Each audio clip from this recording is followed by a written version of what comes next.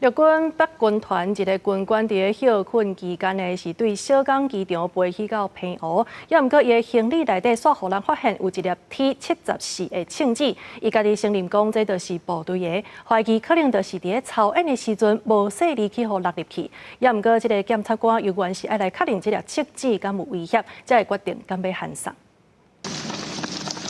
从服务中进行5公里战术行军，这是陆军八军团去年3月教招训练的时阵模拟作战实况的画面。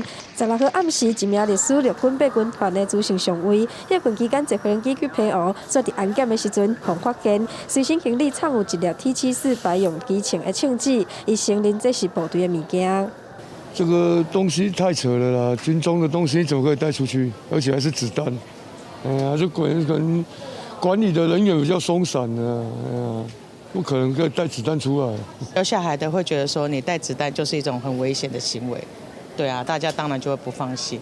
坐飞机的民众听到这消息，拢错一个。有做过兵的民众讲，干那枪支无杀伤力，唔免伤过烦恼。不过外楼也是真离谱。警方表示，复查了后发现行李内底有军方机枪枪支，枪壳拢一个。嫌犯讲应该是兵力咧操演的时阵，无注意落入去。检察官指示该机枪子弹先行送验，确认是否具有杀伤力。